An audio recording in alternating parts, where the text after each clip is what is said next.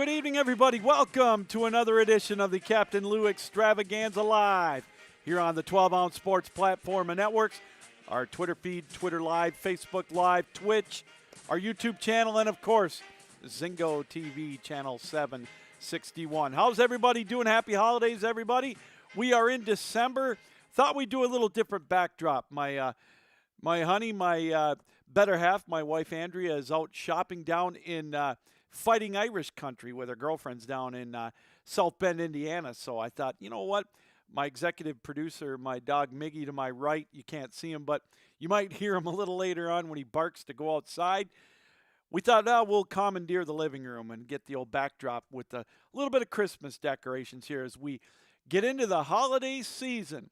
And with the holiday season, that means it is college football playoff time. And the Final Four is set. Of course, by now you all probably know it's Alabama and Cincinnati in one semifinal down at the Cotton Bowl at 4 o'clock. And then the other one is Georgia and Michigan at 8 o'clock. That'll be New Year's Eve. So I know what my New Year's Eve plans are going to be. I got the green light from my bride that we can I could keep one eye open New Year's Eve on the Orange Bowl, at least with Michigan and Georgia. So should be a great night of games. We'll get into that throughout the evening. We've got a great show planned for you tonight. Very special guest coming up in about 10 minutes from now. Craig Barnett from the American Collegiate Hockey Association. He is the executive director, and he's going to call in. We'll talk a little ACHA hockey. A lot going on with them. They are within about 3 months and a week from their national tournament down just outside of St. Louis, Missouri, Chesterton. They got a great facility there, the St. Louis Blues, their practice facility, and really excited to talk to Craig about that, see what's going on in his world, what exciting things are going on in the ACHA. You know, we talk about, how this is it's an organization, really. It's a great opportunity for kids to get a college degree, play some hockey, and have some fun at it. There's no real visions of grandeur as far as them getting a call up to the show, if you will. But about a week and a half ago, St. Louis called on an old Grand Valley State ACHA goalie as the emergency backup. So it's a good feel-good story there. So we'll talk to Craig Barnett at 8:15. We'll get the lowdown on what's going on in the ACHA hockey world. 9 o'clock, Adam Raymer's going to stop on by again. He's one of our Alabama Crimson Tide specialists, if you will, correspondents. Of course, they've pulled the old number. Old Nick Saban still has Kirby Smart's number. Any of his assistants, they just can't beat Nicky Boy. And I got to tell you, one heck of a game Saturday for Alabama. They spotted Georgia that 10-0 lead, and then it was Katie by the door after that. And great coaching performance. Great all-around performance by Bryce Young. We'll get his take on the Heisman as well. As I'm sure you know, unless something crazy happens, a miracle, this is going to be Bryce Young's Heisman to lose, and I think he's got it, especially with that performance on Saturday against Georgia. 460 yards passing, 50 yards running. It just was an incredible game. So we'll talk to Adam at the top of the second hour. At approximately 9:35, we're going to talk to Todd Corder. He's going to call in. We'll get a Michigan perspective from him. Again, Michigan with that big win Saturday night over Iowa, 42-3. And they advanced to the college football playoff for the first time in their history. Their first realistic chance at a national championship since 1997 when they beat Ryan Leaf and Washington State in the Rose Bowl. So that's our guest lineup for tonight. Should be a lot of fun. Coming up at about 8:45 tonight, we will have our latest edition of the Captain Lou Six-Pack Challenge. We're about a month away from giving away our grand prizes, which is that $100 Visa gift card and also a gift card, if you will, to Fanatics. And all you got to do to enter is give me your picks on who you think might win the games that I pick in our Captain Lou Six-Pack Challenge. The college games pretty much are over, so we're going to do all pro games tonight. We got 6 games, some big point spreads and some close games and some interesting ones as well. So we'll go over that at approximately 8:45. So lot to go over tonight. Again, we're going to be heavy on college football as 'tis the season. They had their selection show. No real surprises as Again, there was some debate on Alabama and Michigan, and I got to tell you, as a Michigan fan, would I have liked to see Michigan number one? Yeah, I would, but I'm not. It doesn't bother me. I'm happy they're in the playoff. They deserve to be there. I think there was no doubt after the way they manhandled Ohio State the week before, and then of course beat an Iowa team on Saturday in the Big Ten championship game. Georgia, if they would have beat Alabama, then it could have set up a little bit of discussion maybe with if Oklahoma State would have won. Notre Dame would have probably snuck in and gotten into the Final Four. But there was really no doubt that Georgia was going to get in whether they won or lost. Is this going to be a hiccup? That's going to be one of the storylines that we'll talk about throughout the month. That's the only bad thing about the way the bowl season is set up. But it's been this way for 100 years. I mean, they find out who plays where in the bowl games, and you wait 6 weeks. It used to be 6 weeks. Now it's just 3.5 or 4. But how will they react to that beating they took to Alabama? Are they going to come in salty against Michigan? And I think they have a proof of point to try to maybe set up a rematch with Alabama should they beat the upstart Cincinnati Bearcats. Or is this going to be a Georgia team that's still going to be hung over after that loss to Alabama? And Michigan, with their very, very stout defense, are they going to be able to handle that offense? There's two different ways to look at it. Did Georgia come in a little overconfident in that game? Were they listening to reading their press clippings? I mean, so many variables in that. But they had a great season. Going into that game, what were they averaging? About 8 points a game on defense, giving up. It's incredible. I mean, they just had one hell of a run. But again, they ran into an Alabama team that opened it up a little bit, knew what they had to do. And again, I give credit to Nick Saban. He's a big-time coach. He's the GOAT. Even if they don't win the national championship, I think that performance that they had against Georgia solidified him as the greatest of all time, if there was any doubt. He's like Ric Flair. I mean, to be the man, you got to beat the man. And right now, Alabama's primed. They're scary. Now, they face a Cincinnati team. I don't think they're going to have the deer in the headlights look. But this is where they get to prove if their competition that they play has made them strong enough to belong in the Final Four. Their big win, obviously, was Notre Dame. And I'm a conspiracy theorist guy sometimes, but I kind of wonder about why they put Notre Dame 5 to make it look even better for Cincinnati at 4. We all know Cincinnati, if they won, they were in. There are some people, and I've talked to them, that think that Notre Dame should have been in there instead of Georgia. And I just scoff at that. I mean, we'll talk more about that with Adam Raymer and Todd Corder in the second hour of our show. But the Final Four is the right teams got in the Final Four.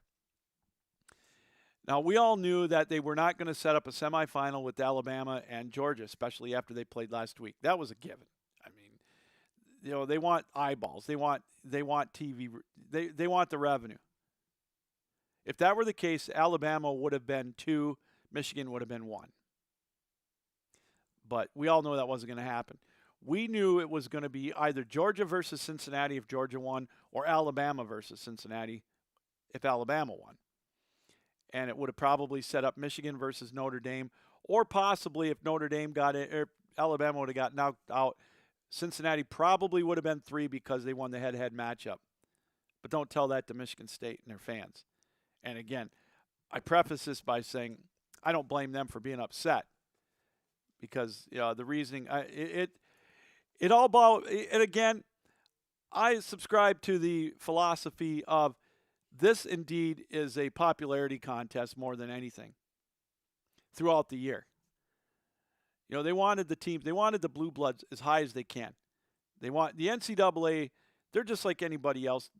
They're money driven. And, that's where I think that they kept teams like Michigan up there higher than Michigan State when they should have been, although it worked itself out. Michigan won the Big Ten. But earlier in the year when they beat Michigan State head-to-head, and they've got Michigan ranked ahead of them in the college football playoff after Michigan State lost, I don't know. I mean, I could go on and on about that. But we all know that it's a business, and they want ratings. That's why Michigan's playing Georgia in that opening round. Again, it's going to be a gargantuan matchup, 2 versus 3, two teams with top defenses in the country. It's going to come down to, can Michigan stop the big play? And I one of the things I like about Michigan, and again I'll talk to Todd about this, is they've got the way they made adjustments in that Ohio State game and especially in the Iowa game on defense. Michael McDonald, when they were having a hard time stopping the tight end and they made that slight adjustment to the pass rush, where they hesitated and then, kind of took that stutter step, if you will, and then got into their face and stopped them on 3 and out, then got that opening drive of the second half for a touchdown, you knew it was over. But the adjustments they made on defense, that's the key to Michigan against Georgia. It's a team on a mission, that's Michigan. But we'll talk more about that again in the long run here throughout the show. So we got a lot to go over. Craig Barnett scheduled to join us here shortly. Always fun talking to him. ACHA, they're getting into high gear right now. Their rankings are out in all the divisions. They're getting set up for nationals coming up in about 3 months. So, again, we got, if you get a chance to go on aqsaints.com, go to the individual school websites to watch some of these games, the replays. I'll tell you, it's a great brand of hockey and a lot of exciting things going on, expansion. Some teams moving up. University of Mary, the D2 Power, going to go up to D1. A beautiful facility going up in Arizona for where their ACHA team's going to be the primary tenant. We'll talk to Craig about that as well. So, as a matter of fact, let's get him on the horn right now. Let's go to the Captain Lou Extravaganza guest line, and let's bring in the executive director of the ACHA, Craig Barnett. Craig, how are you? Thanks for coming on. I'm good, Lou. I'm good. Thanks for having me on. Hope you're doing well. I'm doing fantastic, but I've got to ask you question number one. Have you got your Christmas shopping done yet? You know what? It's I actually shoveled we had some snow up here today, so I shoveled the pathway up to my front door, and I've renamed it Amazon Drive. So Amazon's been a blessing for the Barnett family this Christmas. Boy, I got to tell you, it is for the Gamlin family. Except my wife decided tonight to do some old-fashioned shopping, so she went with her girlfriends down to Notre Dame country down in South Bend. So. Okay. Giving me a little night with a little bachelor night. Craig, it's been it's kind of nice to be back to normal, as normal as we can be with the season, after what COVID has done with us over the last year and a half or so. How's your first half been? How's the momentum going as we head into the holidays?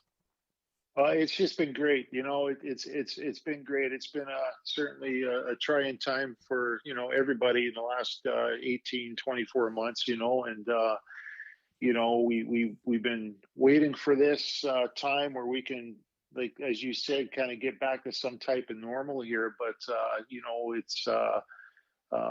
it's the watch hockey, starting in September. We had games. I think a lot of our ACHA members were anxious to get going. We had a lot of games early on in September, and if you're not traveling, I'm sitting at home and I'm watching the scores at night, and it's awesome. It's awesome that these student athletes can get a break from the classroom and their exams this time of year and get on the ice and compete. And it's just great, to see ACHA hockey, the NHL hockey, the NFL season winding down. It's a great time right now. Certainly is. Craig, I've asked you this before, but do you get a chance to get out with all your duties, to get out and actually watch live ACHA hockey? Do you maybe once a month or at all? Do you get a chance to get out much? Yeah. It's been great where I live here in Erie. Mercyhurst University, where I used to be the AD. We have 3 ACHA hockey programs there at Mercyhurst, and so if I'm not traveling, it's easy to catch a game and see teams come through the Erie, Pennsylvania area. But been doing a lot of travel, to tell you the truth here. This fall, we were out in St. Louis doing a site visit. Meeting with our hosts for the 2022 national championships out there. Doing some presentations on the road at various junior showcases and so forth, talking ACHA hockey and getting a chance to see some of those local teams play. So yeah, I've been in a rink quite a bit. I've actually done more traveling this fall than I thought I would be, but that means we're busy, and that Mhm. means we're planning for some great events here. We finally will be making an announcement on the M2 regional tournaments and sites coming up here shortly, and and obviously, as I said, the big one comes in March in St. Louis, where we'll have all five divisions at one location. Now, I don't hate. I hate to keep bringing up the pandemic era, as we like to call it. But if there was anything good that came out of that, that is maybe useful for you now, like I don't know, learning more technology or anything like that, was there anything you took away from that experience that helps you now, in as your as an executive director, or anything that the ACHA took away from that? Well, no, absolutely. I hate to say that good things came out of a pandemic, but just like any business and organization out there, you learn how to survive and you learn how to adjust. And we've all become experts on Zoom. And I think at the end of the day, I know I said I've been traveling a lot lately, but I think at the end of the day here, we've seen some opportunities for us to maybe be more effective, having less people travel, hold tight, certain types of meetings on Zoom, and be more efficient, and a little less expense wise as well. But this whole thing has been a restart for a lot of us, right? Hmm. So we talk about the new norm, whatever that is, but it's also an opportunity for us to I've always been a big assess and reassess, and what worked well 2 years ago, 5 years ago doesn't necessarily continue to work well each year. So you always try to look at your operations and what can we do better, what's changing, what do we need to try and take a look at. And I feel that the past 18 months with the COVID situation has allowed us to reassess more often than we have in the past. And there's been some positives out of there. Technology, as you mentioned, trying, working with different groups of people, when you're doing mitigation COVID plans for tournaments and events and so forth, and then you got to adjust on the fly. We've all become, much better managers and adjusting with change. So there's been a lot of good for it. It's also been an opportunity for us now that we're into a full season to appreciate that, and sometimes we lose sight of how good we have it, and Hmm. sometimes during the present, it's you're always waiting for that next day or the next week or whatever. And for me personally, at least, it's an opportunity to enjoy the moment. And you get busy during the day here with calls and emails and Zooms and everything else. And sometimes you just got to sit back and say, man, it's good to be busy. It's good to be, having people question some things, because that means we're all thinking now, and we're all trying to at least have an association out there that can change with the times for the best interest of our student athletes. We're joined by Craig Barnett. He's the executive director of the ACHA Hockey. Craig, um, one of the things that we didn't get really to do, being the ACHA, was your 30-year anniversary. What you're doing right now is like a 30-year celebration for them on the website, achahockey.org. You've got a couple of the videos up. Talk a little bit about that. What kind of a celebration you're doing with that? Well, it's as you mentioned, 30 years of ACHA hockey, and now we're in our 31st year, and we're celebrating the 30th year as well, right? So, Hmm. 2 years ago, we got together and talked about how we're going to celebrate, and we were able to kind of look at the early beginnings of the ACHA, and get people that were the founding fathers, quote unquote, of the ACHA. And the idea was, all right, now we also have this Zoom technology. Now we can utilize that. So we brought in like 12 people that were instrumental in the early years of the ACHA, and a couple people that are currently still working with the ACHA. and brought them all together. And we had a fabulous co-worker of yours, Hmm. Rasty McGibbon, Oh who yeah. does a lot of stuff and down at Liberty and at the national tournaments, as you do, the broadcast and promote our student athletes. And he Hmm. was our host, and it was about a 2 week preparation going into that when everybody agreed to hop on a Zoom, and we thought it'd be about an hour, hour and a half, and it was about 3 hours later we ended this Zoom call, and it was just everything from stories that people never realized or heard before to just good old zinging stories between like Al Murdoch and Joe Batista and Craig McCarthy, and even with Zoe Harris on it, with the start of women's hockey with the ACHA, kind of her opportunity to tell how it kind of started and her background with coaching, so yeah, we kind of knew what was going to be talked about, but at the same time, there was a lot of new things that came up that a lot of us were unaware of. Hmm. And as you said, we have this video series down to 4 parts. Dave Kurtz, our hockey operations guy, broke up this long Zoom call into 4 different segments, and every 6 to 8 weeks, we're putting out the next series, the next part. So we've got part two released. Part one and part two are now released, and we have part three coming up here early in the new year, and part four will lead us right into the national tournament time. So great stories, as I said.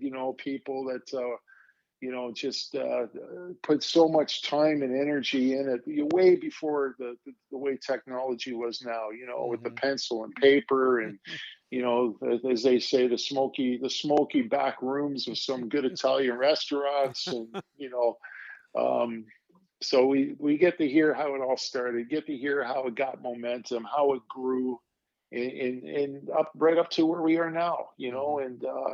and just fabulous people we're so excited to be part of this, and we were just excited that they wanted to be part of Yeah. it. So yeah, it's certainly worth a good look, and each segment's about 20 to 30 minutes long, so it does, you don't have to sit there for 2 hours, but Right.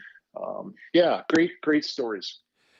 Craig, we've talked before about how the ACHA has advanced since day one and whatnot. And you look on the website, there's a great story on there about Arizona getting the new facility out there, where Yeah. their ACHA team's going to play, and it looks like a beautiful facility. Beautiful facility. You've got Liberty and some of the other schools that have great facilities, but again, it just matches, like we've said, the quality of hockey that has really taken shape in the last even 5 or 6 years. And it's such an exciting thing to be a part of.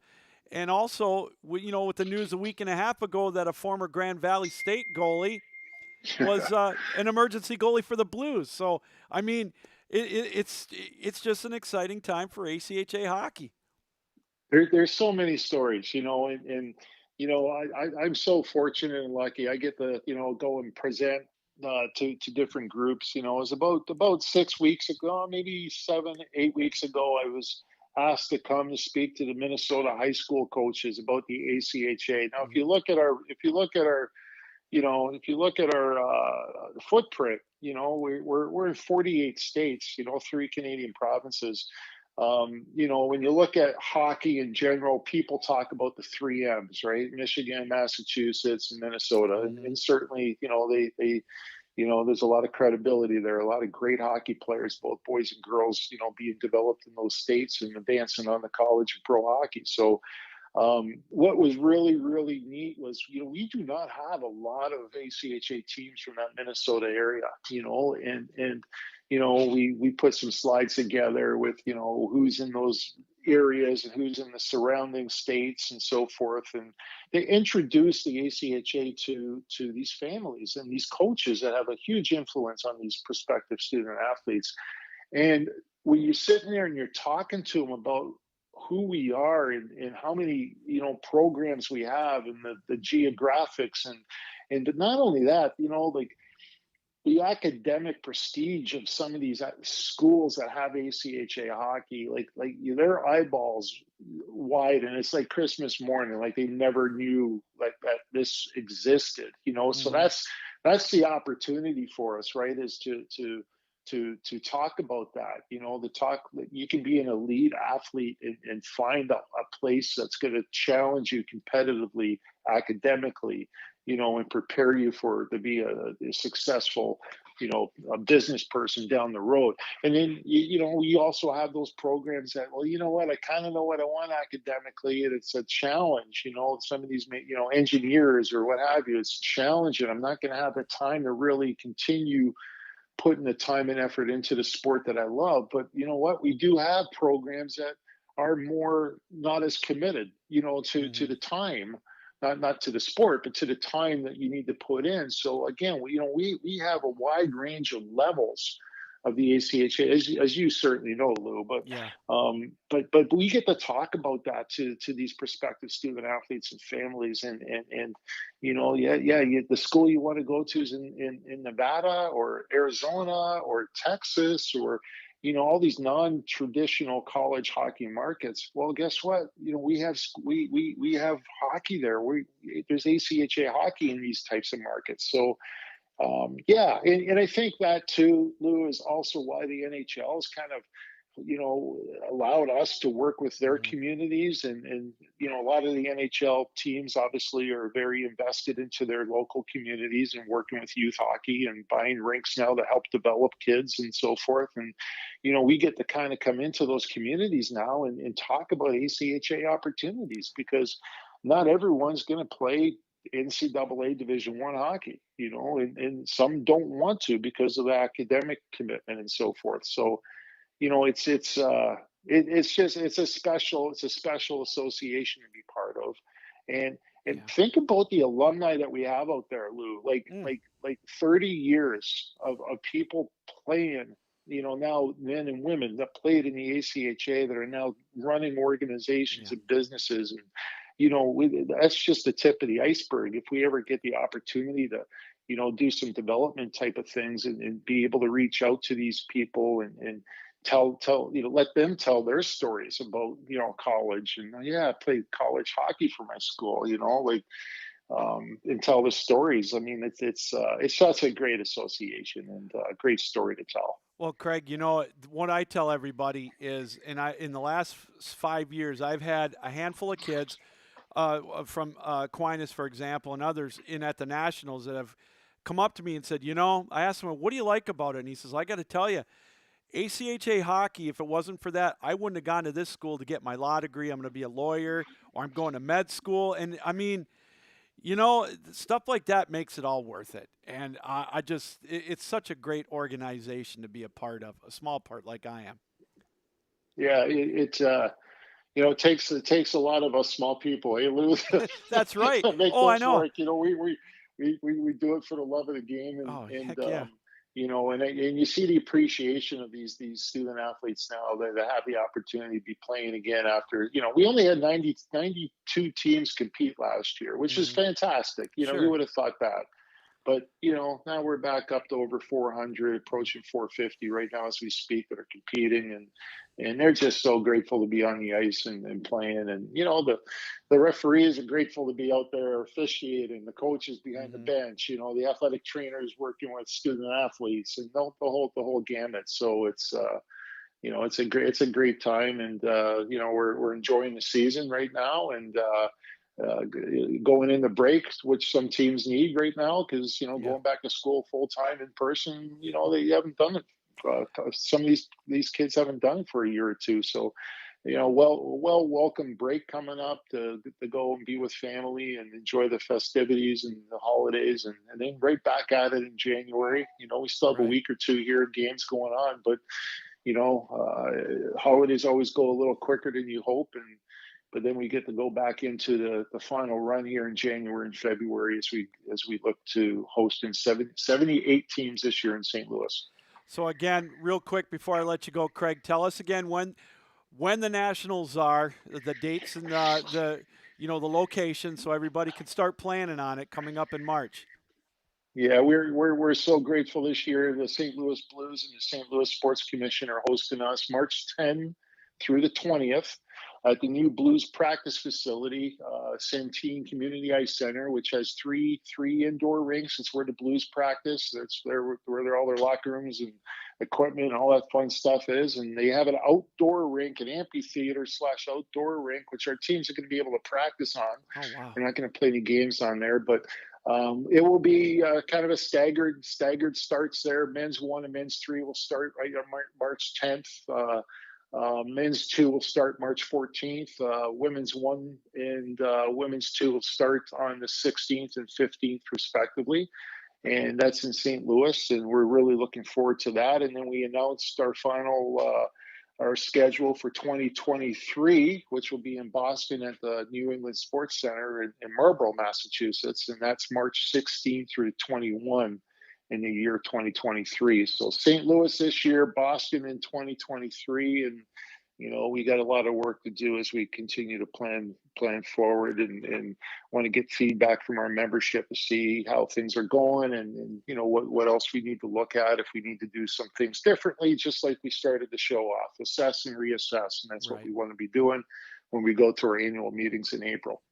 Well, Craig, thank you very much for taking time out tonight to give us kind of an update. It's always a pleasure talking hockey with you. I could go on all night. Have a happy holiday, and good luck coming up in the beginning of 2022, and hopefully we'll see you down in St. Louis in March. And again, thanks for coming on. Well, Lou, we on behalf of the ACHA, we really appreciate all the support you give us and all the coverage you give us, and the work you do. So thank you so much for being part of us, and letting me come on and being part of you tonight. Thank you. You bet. Thank you. Craig Barnett, the Executive Director of ACHA Hockey for us here, or taking time out to be with us here on the show. Great update. That's awesome news to hear. 450 teams back playing this year, and you can see all the schedules, all the results and everything on achahockey.org. You can click on the division that you're looking for, 1, 2, and 3 for the men's, and 1 and 2 for the women's. And it all comes down to St. Louis, March 10th through the 20th in 2022. Sounds like it's going to be just an absolute blast. 78 teams are going to be involved in that national tournament. And I'll tell you from experience, going down in Columbus 2016 or 2017 and 2018 rather, and then to Dallas in 2019, they put on just an absolute spectacular event. Very well organized, and the hockey is very, very good. I mean, if you want to see great hockey, I know I beat it like a dead horse, but it really is great hockey. These kids, they put I don't know, there isn't a better word for it. The dedication that they have, and I've said it a million times. These kids are not going to be playing professional. They may get minor league contracts. Some of them do, but you don't see them up at the show, so they know. But they know it's an opportunity for them to get a great education, but they get to play hockey, something they love, and their dedication to the game too really shows. But it's a very, very good quality of hockey. So we're going to be every week now from here on out. We're going to be interviewing coaches and hopefully some players here on the show, here on the Captain Lou Extravaganza, as we start our road to St. Louis, which is going to be March 10th through the 20th in 2022.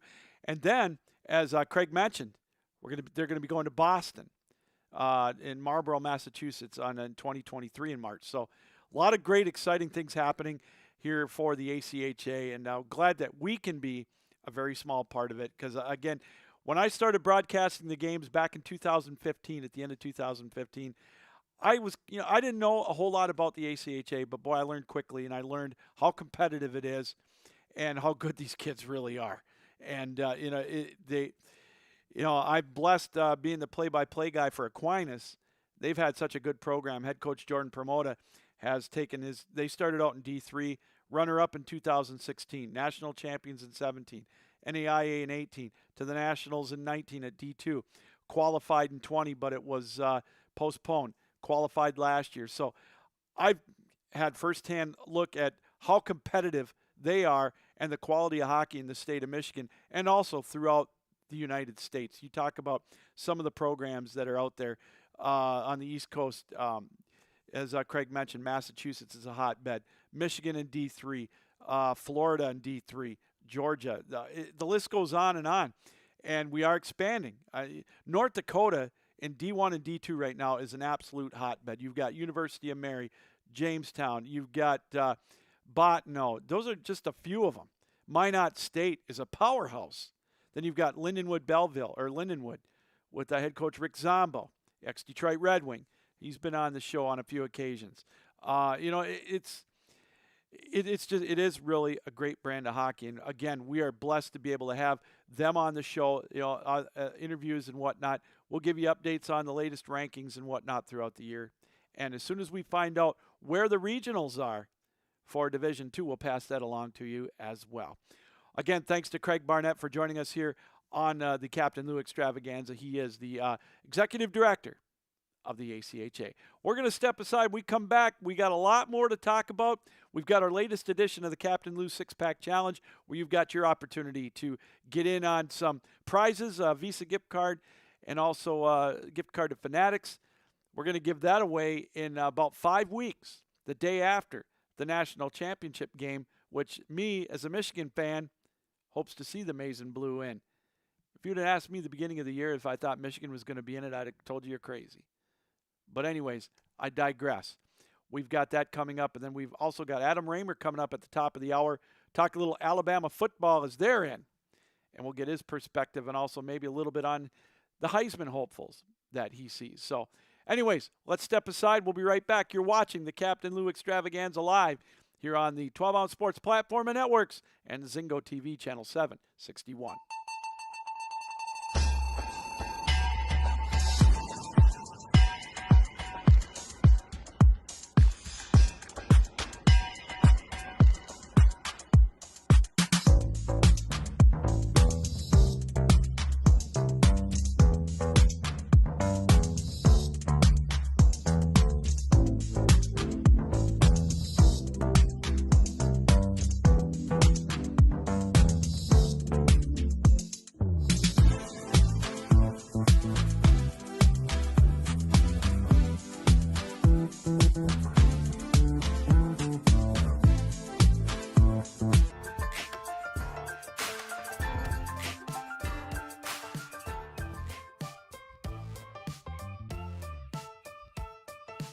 Twelve-Ounce Sports has a new home for betting. BetUS.com is the official place to place your bets and support 12-Ounce Sports. All you have to do is go to BetUS.com and type in the promo code 120Z and you'll instantly get a deposit bonus. This is America's favorite sports book. And remember, always gamble responsibly.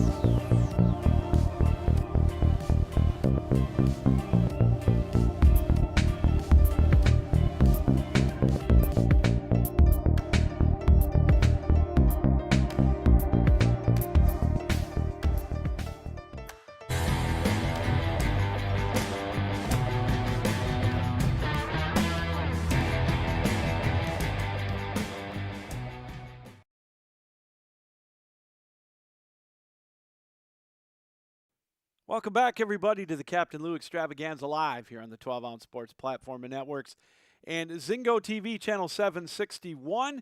We roll along here on this Tuesday, December the 7th. And before we go any further, I wanted to take a moment to, just take a time out to recognize and give our thoughts and prayers to the families of the Oxford community, the Oxford High School, who lost 4 lives in that tragic shooting last week here in Michigan. A tough loss for everybody. It kind of hits home, and they did a nice tribute for them at the Detroit Lions game this past Sunday, and, of course, Michigan with the patches on their jersey on Saturday night.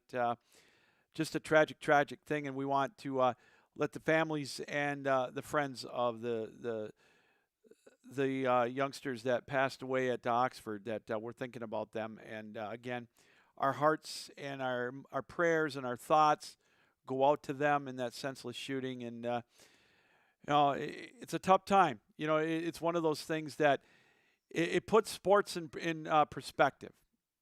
You think about I don't know, a game that doesn't go your way. It really made me think about some of the other things that have happened over the years. You lose a game on a last-second field goal, or a referee makes a bad call, and you sit there and you bitch and moan about it. And boy, it really puts things into perspective and just makes us realize that we do this as a distraction. For some people, it's life and death. I get it, but it really shouldn't be. This is something that I love to do. And if I goof up on something, it really helps me think that, what, again, this is sports. And so, it really puts things into perspective. But again, we just wanted to take a moment to give out our thoughts and prayers to the families of and friends of the loved ones that were lost in Oxford in that senseless shooting this past week. And, when it hits close to home anywhere, you take a moment and you count your blessings and hug your loved ones. Tell your son or your daughter that you love them. And that's the first thing I thought of. They're never too old to tell them that you love them, because you just never know. So anyways, our thoughts and prayers go out to them here from the Captain Lou Extravaganza and, of course, the 12-ounce sports community. Want to take a minute, too, to remind everybody, you saw it on our advertisement about BetUS. They are one of our sponsors here on the network. And, again, I invite you to check that out. Go to 12ouncesportsradio.com/BetUS, and you can see the BetUS website. And want to make sure that you do this when you're ready to make your first deposit. Make sure you use the promo code 12OZ. It's right there on the screen. If you do that, you get a 125% bonus match. It's free money. You put $100 in your account, they will give you $125 extra to play with on top of that. So that's $225. That's no-brainer. That's a no-brainer. I mean, that is the lock of the century. If you don't do that, I question why you're on the website to begin with, because that's easy money. I highly recommend that you do that. They've got great prop bets. They've got great parlays, teasers, you name it.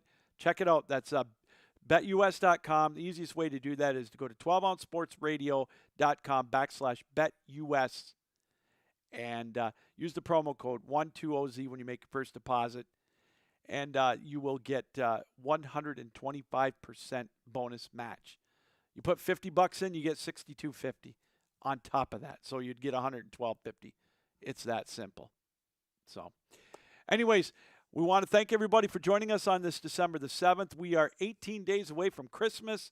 We are 24 days away from the college football playoff. The Final Four is set: Alabama against Cincinnati, Georgia against Michigan. We'll also run through some of the bowl games here. The New Year's Six Bowls games, some interesting matchups as well. We'll go through the finalists of who is going to New York for the Heisman Trophy. That's going to be given away this weekend. So a lot to go over here tonight. Again, thanks to Craig Barnett for stopping by, the executive director of the ACHA, as they're full steam ahead as their season is well underway. It was great news. What I took out of that, 92 teams participated last year in this shortened season due to COVID. They're back almost to normal. 450 teams are playing throughout the U.S. and Canada. So ACHA hockey is back, and it's just a great thing to have. All right, without any further ado, I promise this. We got to get to this before we get to the top of the hour and talk to our guest in the second hour, Adam Raymer from the Bama Lounge podcast, and also Todd Corder from the ATL Prime Sports. It is time once again for the Captain Lou Six-Pack Challenge. Now, how that works, for those of you that may not be familiar with it, I've got 6 games that I pick against the spread. Normally, it's 3 pro and 3 college throughout the year, but with the college season winding down, I'm going to go 6 games pro against the spread. Your job is to pick those games better than me. It's that simple. And if you think you can do that, then you can get in the drawing for a $100 Visa gift card that we're going to be giving away January 11th. That's the Tuesday after the national championship game. And also we've got a gift card from Fanatics that we're going to be giving away as well. So big stakes. We've got about a month to go here. So you've got a few more chances to get in on it. And we invite you to do that. How do you do that, you say? My picks will be posted on Twitter and Facebook tomorrow. You can post them there. Or what just about everybody does, they drop me a line, CaptainLouSports@gmail.com. And we will get you will be registered there. If you beat me, you'll be registered. We've got guys that have beaten me 3 times. So, I mean, it's that simple. 4 times. So, there you go. As it is, again, that simple, the Captain Lou 6-Pack Challenge. Well, let's get to it now. Let's get these picks posted here. And like I mentioned, it's going to be all professional games this week. And we've got a few of them right here. Let's start out with the battle in the national or the NFC East. Dallas and Washington. You know, it's funny is I've been calling this the worst division in all of pro football, but it's not the case anymore. Washington right now is a 6th seed. Philadelphia is knocking on the door as a 7th seed. I think they're in the 8th spot right now. I think that claim to the worst division in pro football probably has to go to the NFC North or possibly the AFC South, but my guess would be the NFC North. Especially the way Minnesota, spit the bit against Detroit this weekend. God love the Vikings for bailing us out, and I appreciate that. But anyways, getting back to the NFC East, Washington is hosting Dallas. Dallas is a 4-point favorite coming into Washington. Washington coming off a big road win over Las Vegas. They're 6-6. They've won 4 in a row. Dallas has got to keep an eye on them. I'm not too impressed with Dallas. Now, depending who you listen to, and that's the case everywhere, but I wasn't that impressed with Dallas last week against a banged-up New Orleans team. Now, I know everybody's banged up, but Dallas should have beat them rather handily. They didn't. I mean, they were lucky to win that one. Washington coming in with a full head of steam. The defense starting to come into shape. They're a 4-point underdog at home against Dallas. Washington may lose a close one, but I got to tell you, I think they're going to split with Dallas this year. This would put them at 7-6 and really give them an opportunity to possibly get that much closer to a playoff berth that I didn't think they'd have. Well, who thought they would at 2-6? Tyler Heineke is going to be the quarterback for the rest of the year as Fitzpatrick is out with hip surgery. I'm taking the football team +4 against Dallas. Next up, we're going to go down the road to Cleveland. Baltimore's coming into Cleveland. What the holy hell happened against Pittsburgh in that game? That's a head scratcher. Baltimore goes to Cleveland a 2.5-point underdog. I can't figure Cleveland out either. Baker Mayfield, they're coming off a bye. They'll be rested. They've got, now we're starting to get into some of these teams that are, I don't know, their playoff lives are on the line. And, they got to put up or shut up. And I get that with Cleveland. But I got to tell you, Baltimore, I think they're going to come into this game like a scalded dog, like a wounded animal. Losing that game to Pittsburgh, that's a game they should have had. Cleveland's a 2.5-point favorite at home against Baltimore. I'm sorry, I'm going with the dog. I'm going with the home dog, or the away dog, I'm sorry. I'm taking the Baltimore Ravens +2.5. Now we're going to stay in the state of Ohio for our next game. Cincinnati hosting San Francisco. Here again, Cincinnati, what the hell happened against Los Angeles? This league is so topsy-turvy. I just don't get it. One week a team looks good, one week they spit the bit. One week they look good, the next week they look horrible. The Chargers came in and just laid the wood on Cincinnati. San Francisco went up and laid an egg against Seattle. You tell me. You bury Seattle, you think they're done for good. San Francisco comes up there and Seattle wins. LA goes to Cincinnati and they get thumped. Cincinnati does. I don't know. This one, I picked this game because it's a toss-up in my mind. I'm going with the home team. Cincinnati right now is a 1-point favorite. I'll take them in this toss-up game. Give me the Bengals. They need this game, I think, more than San Francisco does. Hard to say. Give me Cincinnati -1. Next up, we go down to Tampa. Tampa's on a roll. They looked pretty good the other day. Buffalo, I don't take a whole lot out of that game last night with Buffalo and New England. Buffalo didn't have a running game before last night, so that doesn't surprise me that they couldn't hold up in those conditions. New England just out-muscled them in the elements, but that was an element game. They're 7-5, I get it, but they're in danger of losing traction to get a wild card. Tampa Bay, though, they're 9-3. They're trying to play for a first-round bye. They've got Tampa and they've got Green Bay to deal with, so they got something to play for. Tom Terrific is rounding into shape again. Buffalo, without that running game, Tampa's going to pin their ears back, I believe. I like Tampa Bay in this one, -3. I'm going to take the Bucs, laying the 3 points. But again, it's been so difficult to predict these games. Buffalo and Tampa. I mean, there's Buffalo. They up and down. They've laid an egg a couple of times this year. Tampa has, but I think I just like Tampa in this one, -3. Chicago and Green Bay. Green Bay's off a bye. Aaron Rodgers, maybe his toe's better, I don't know. They've got a couple of guys coming back.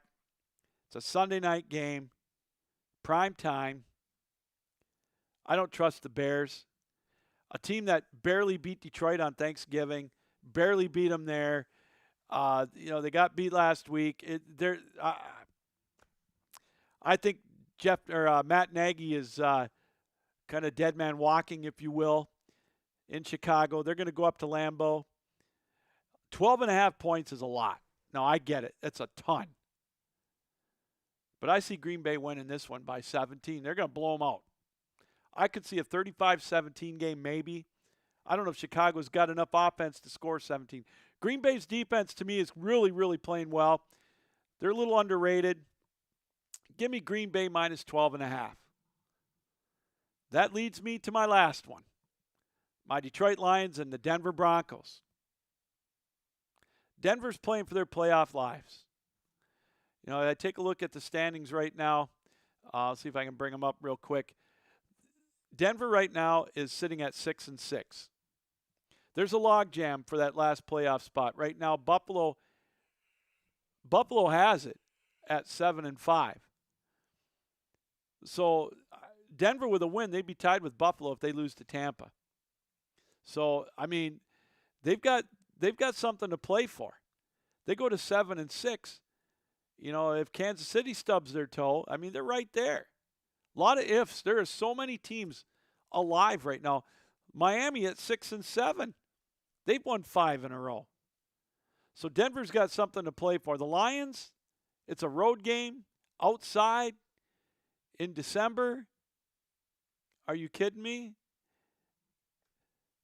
I mean, they're going to come into there just riding high with their heads in the sky going up to Mile High. They're going to come back down to earth in a hurry, I think. That one could be ugly. That could be real ugly. I'm looking at a 23-6 game maybe. And that 6 is a touchdown and a missed extra point.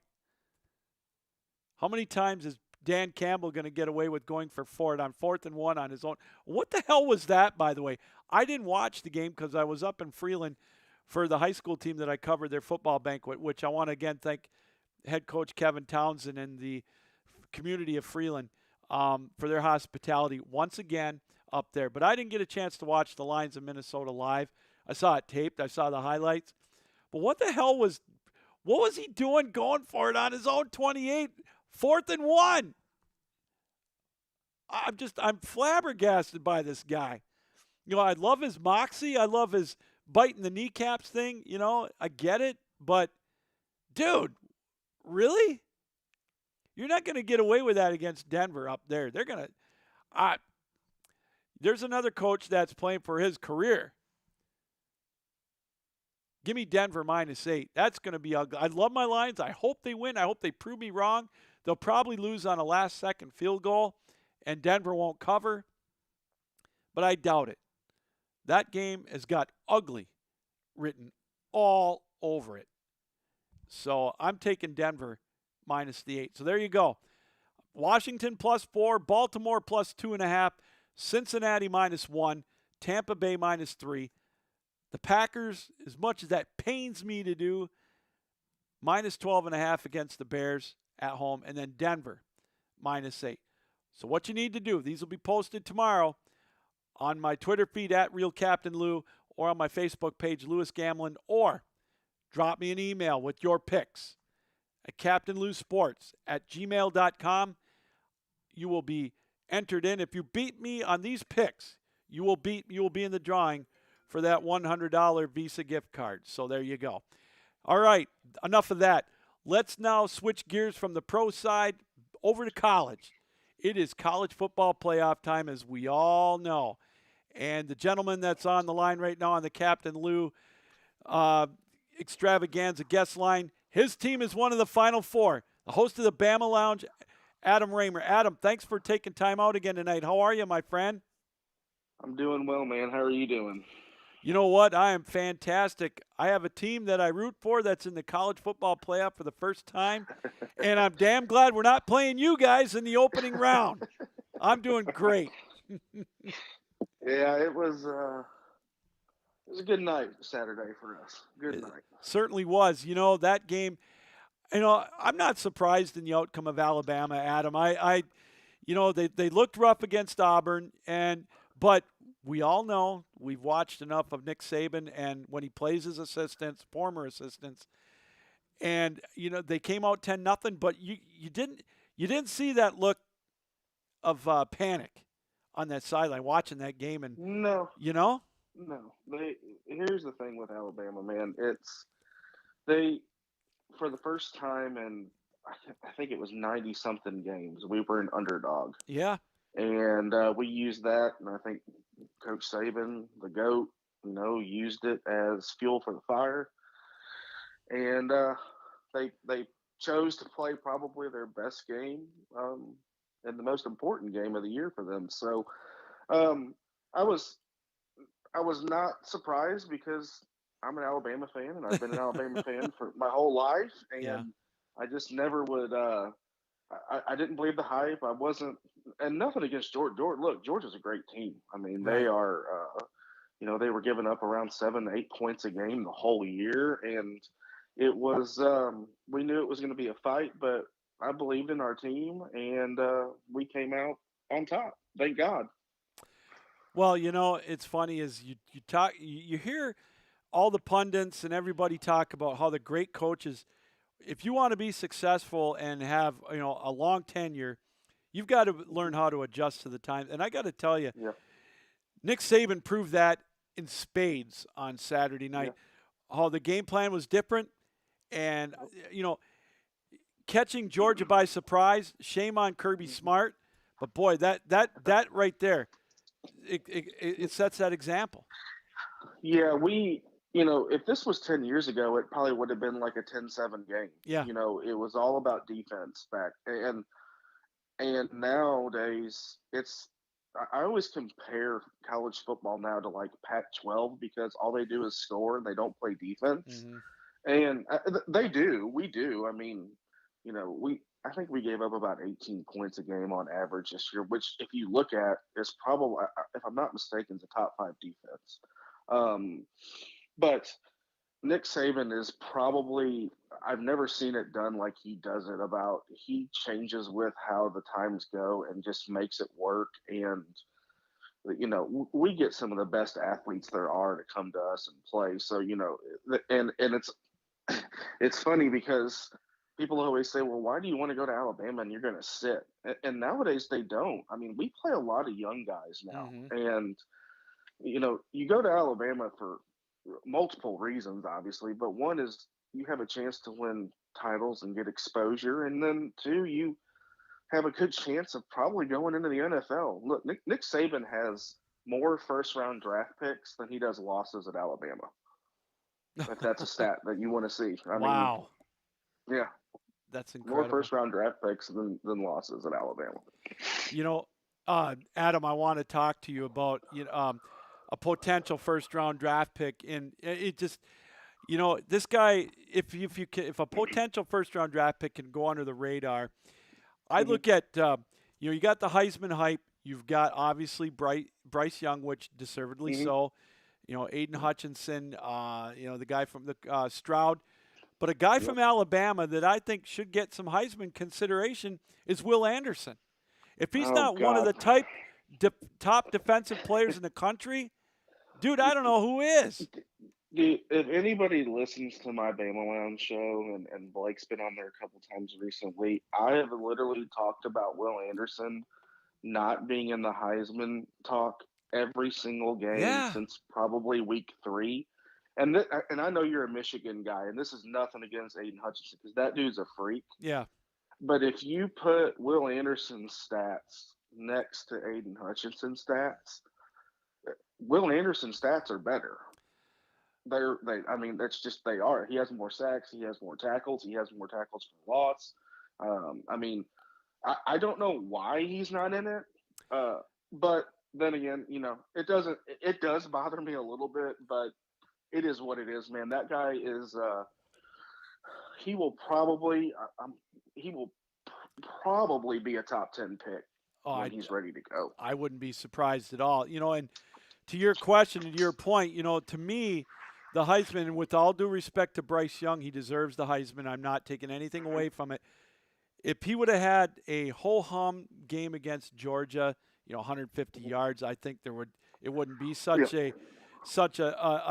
a cinch, and I think Stroud might take some votes away. But and with Will Anderson should be there. You got a guy like Kenneth Walker from our arch rival Michigan State, Yeah. who's gotten 1,865 yards. He's not there. To me, that's a joke. And Yeah. so I think sometimes it's what have you done for me very lately?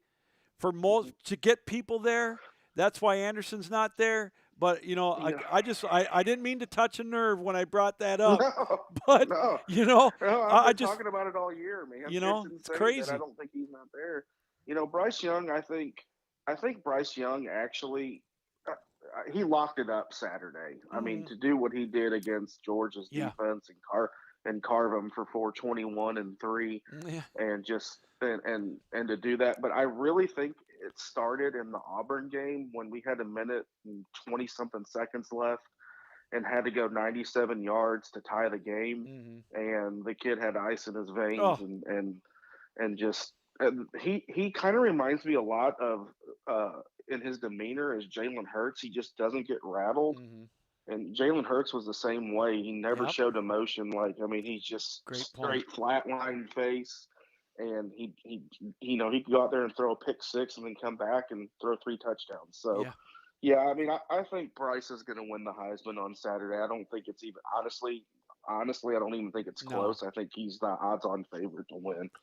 I agree. So, um, looking ahead to your semifinal with Cincinnati, Hmm. what the one area of your team that worries me, being an outsider looking in, as far as winning, would be your how's your wide receiver core looking? I know you're banged up. Yeah, I know usually it's next man up for Alabama. See, you guys normally don't miss a beat, but that's yeah, the one area of concern that I may have for Alabama. yeah, yeah. Mechie's not going to be there. Yeah. I mean, he's not going to be there. So I mean, John Mechie was supposed to be a leader, and he still is. But Jamison Williams has been probably the transfer of the year so far out of everybody. I think what he's done has been. I mean, he could have been in the Heisman Yeah. talk with what he's done this year.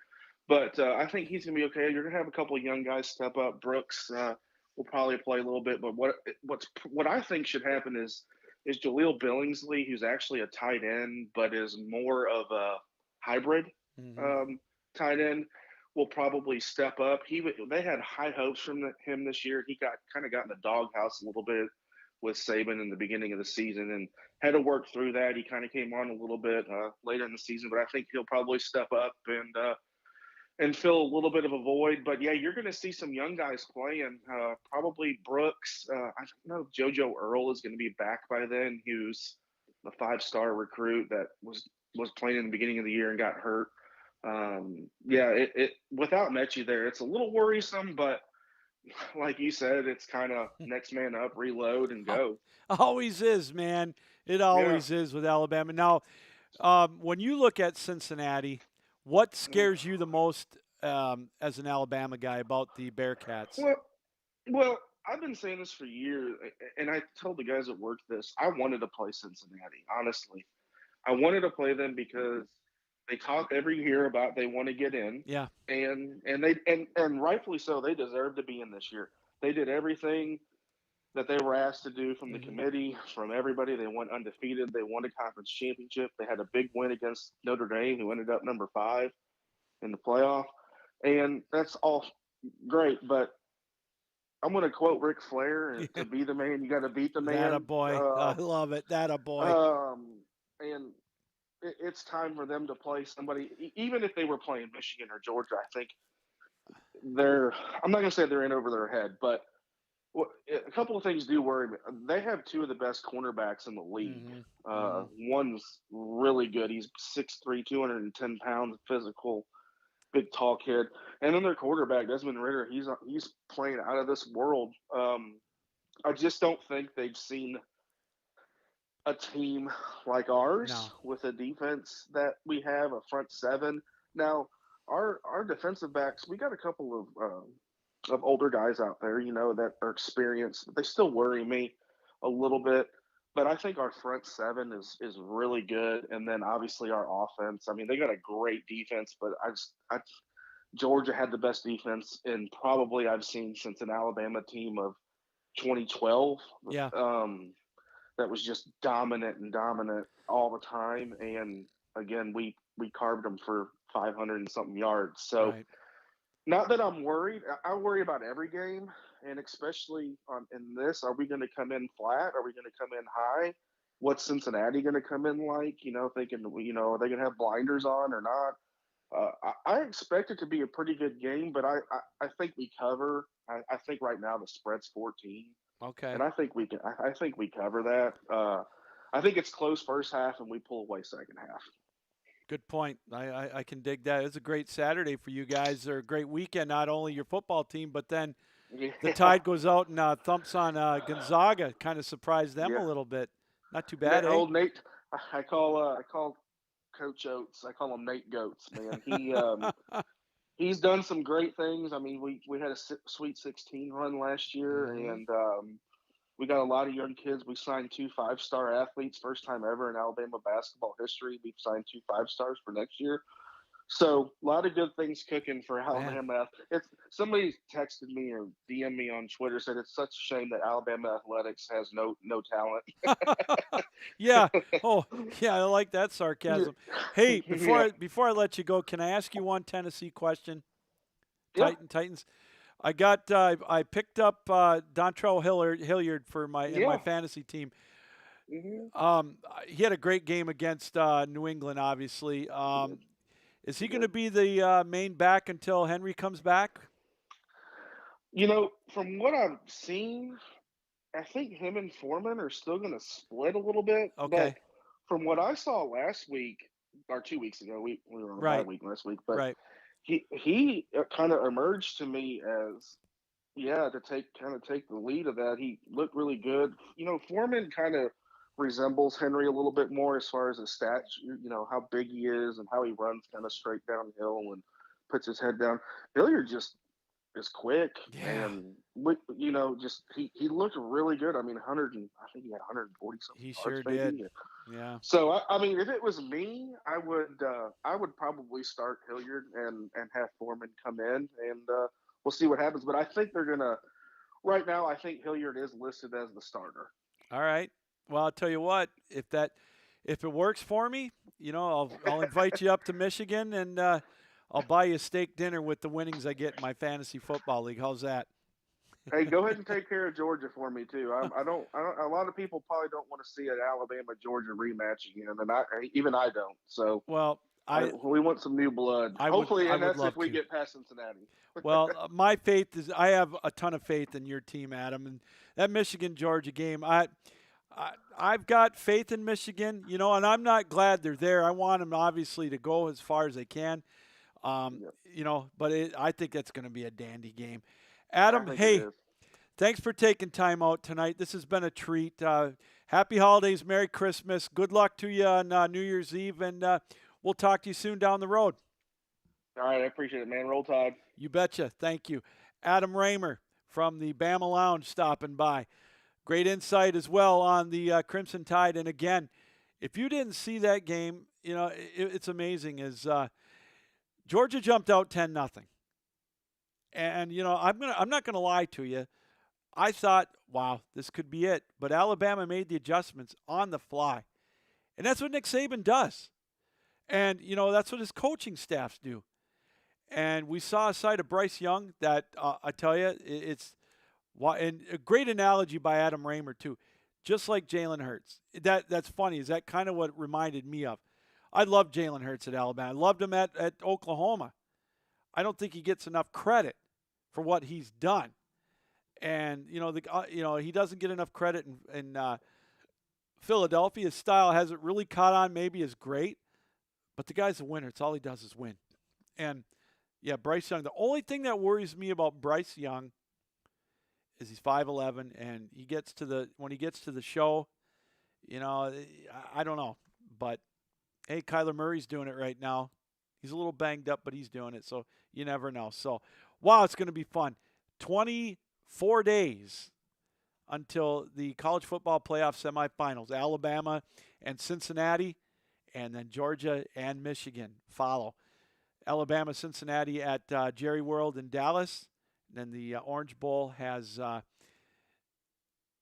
Georgia and Michigan.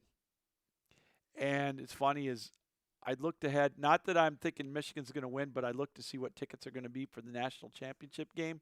I had to take a small mortgage out just for that. I don't get it.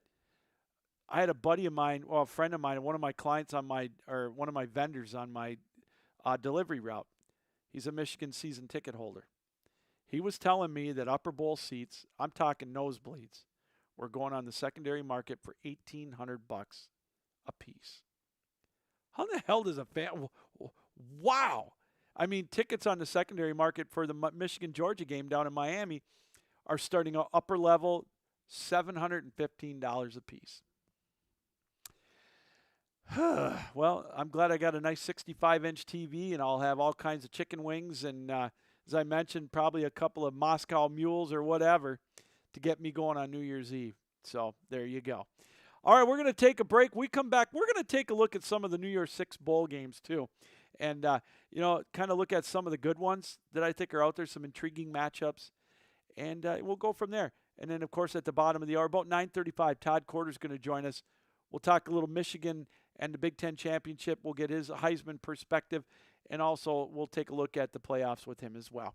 You're watching the Captain Lou Extravaganza live here on the 12-Ounce Sports Network and Zingo TV, Channel 761.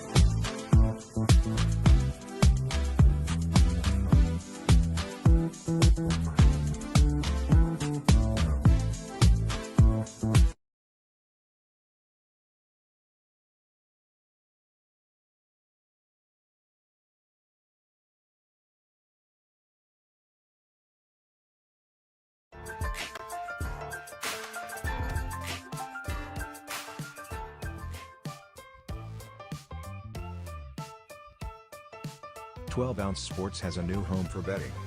BetUS.com is the official place to place your bets and support 12 Ounce Sports. All you have to do is go to BetUS.com and type in the promo code 120OZE and you'll instantly get a deposit bonus. This is America's favorite sports book. And remember, always gamble responsibly.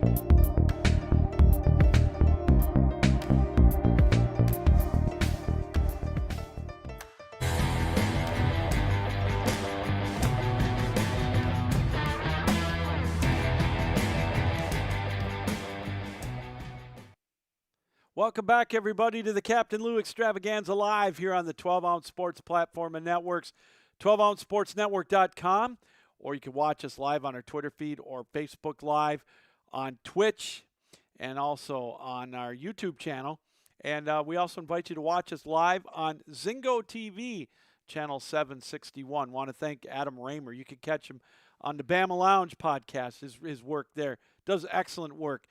And he's geared up, man. You can tell he's got that glow. Alabama athletics are huge right now. Their basketball team beating Gonzaga this weekend.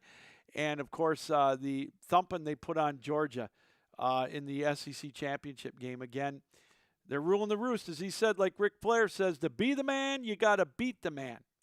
And his other saying I like is, in order to be number one, or in order to stay number one, you got to be number one. And they're number one until somebody knocks them off, and they've got that number one ranking as they'll take on Cincinnati at the Cotton Bowl on New Year's Eve. And then, of course, Michigan and Georgia at the Orange Bowl. So, hey, reminder again, check out BetUS.com. The easiest way to do it is to go to 12OunceSportsRadio.com/BetUS. And when you do, you'll have everything you need in the world of sports if you want to put a couple of shackles on the games that we talked about in the Captain Lou Six-Pack Challenge or on the college football playoffs. As Adam mentioned, I believe Alabama is about a 14-point favorite. Georgia's, last I checked, was 8. That's the game I'm going to look at. I might say I'm betting with my heart, but it's a lot of points, boys. I'll tell you what. So check that out on BetUS.com or .us. And also, just go to our website and hit the /BetUS. But once you're there and you make your first deposit, make sure that you use the promo code 120Z. It's right on our screen right there. Use that promo code, and you will get a 125% sign-up bonus, which means you put $100 in there, they will give you 125% or 125 on top of that. You put $1,000, you get $1,250. If you're a high roller, or if you put $50 in, you'll get $62.50 on top of that 50. So there you go. It's easy money. It's free money to bet with, and it's safe. I encourage you. They got great prop bets, good teasers, you name it. Or you can go on and play some casino games as well. That's BetUS. So there you go. Hey, we talked about it before the break. New Year's Six bowl games on top of the semifinals coming up this weekend, or I should say around the holidays. Of course, you got the Rose Bowl on January 1st. That's going to be Ohio State taking on Utah. Going to be a good matchup there. Utah punked Oregon twice. And so Utah is going to be taking on Ohio State. We'll see how that matches up. I kind of like Ohio State in that one. I think that they got a little bit of bitter taste in their mouth there. It's interesting, though. You wonder how some of these teams will go into that game. Again, with like Ole Miss and Baylor. Baylor won the championship, so they'll have a little momentum going into that one in the Sugar Bowl. So I kind of like Baylor in that one against Ole Miss. Couple of games. The Peach Bowl, Michigan State and Pittsburgh. This is going to be an interesting one. Michigan State, I talked to a lot of the fans. Obviously, I live in the area. I live just outside of East Lansing, about 20 minutes. They feel slighted. But I think, Mel Tucker, he's a good motivator. I think he's going to use that to, and just motivate his guys. If Kenneth Walker plays in this, he's going to be motivated. He feels slighted. He didn't get to the Heisman. And I think that's an absolute joke, by the way. All due respect to Pickett. Pittsburgh plays in the ACC. That's a garbage conference. I'm sorry. They got Clemson and, Pittsburgh, with all due respect, Clemson and nobody else. Wake Forest, they ran out of gas. They were no match for them. North Carolina was a sham. They got nothing. Michigan State played in one of the top 2 conferences in the land. And they took 3rd place in the East behind Ohio State and Michigan. If Michigan State would have been in the Western Division, they'd have been playing Michigan in that championship game. Michigan State, everybody says, well, their pass defense against Pittsburgh's quarterback. I think Michigan State, they've faced tougher quarterbacks. And I think that Kenneth Walker is going to have a field day. That's going to be an intriguing matchup on that Thursday at 7 o'clock on ESPN. Michigan State and Pittsburgh. I look at that game. Some of the other games you've got, Penn State and Arkansas, 2 banged up teams. Iowa and Kentucky, I see Iowa winning that one. Notre Dame and Oklahoma State. Now that's going to be a game. That's at 1 o'clock on New Year's Day, right before the Rose Bowl. That's going to be an intriguing matchup. Of course, we all know with the new coach, Peterman staying at Notre Dame, getting named. You've got Oklahoma State losing by inches. Many thought that if they'd have won that game, they had a shot maybe of getting in against a one-loss Georgia team, although I doubt it. I think Oklahoma State wins that game. I really do. Because I don't think Notre Dame's that good. They're good, but I don't think they're Oklahoma State good. That's going to be a dandy on New Year's Day right there. So 2 good games on New Year's Day, Notre Dame and Oklahoma State, and I like Ohio State and Utah in that game. Those ought to be really good games. Then, of course, the championship game on Monday, January the 10th. I look at some of these other ones. An interesting matchup, the Alamo Bowl, Oregon and Oklahoma. 2 new coaches. Cristobal is going to Miami, so he won't be there to coach Oregon in the Alamo Bowl. Oklahoma with Venables going there to be the head coach. That's going to be an intriguing matchup there. Those 2 teams are no slouches. So that ought to be a wide open game, I do believe. There's going to be a lot of points. I'm taking the over in that one. If I put a few shackles on BetUS on that one. I just look at some of these other games, Houston and Auburn in the Birmingham Bowl. A lot of interesting games. Here's one, though, that bothers me. And, again, kudos to my state of Michigan. All 5 of our Division I teams are going to bowl games, bowl eligible, 7-5, 8-4 teams. Western Michigan plays Nevada in the Quick Lane Bowl in Detroit on the 27th. Now, I get it. It's a Monday. It's a holiday week. I understand that. But what in the hell are they doing? Have an 11 a.m. kickoff in Detroit. You tell me that. How many fans are going to be in Detroit on a Monday morning at 11 o'clock to watch Western Michigan? I love Western Michigan and Nevada in the Quick Lane Bowl. What is the over/under on that going to be for fans? I'm going to say the over/under on that's going to be about 15,000, maybe. I feel bad for some of these teams, and it all goes back to. I know we've got 42 bowl games now this year, which is ridiculous. Everybody that's bowl eligible is getting one. How many of these schools actually come out ahead? For Western Michigan, it's not bad. They don't have to fly, their team down to Miami or to the Bahamas or Boise or whatever, to Arizona like CMU's going to. But Nevada's coming into Detroit. And, how many fans are Nevada going to bring to Detroit, Michigan at Christmas time? I love Detroit. I live an hour and change away. But 11 a.m. kick.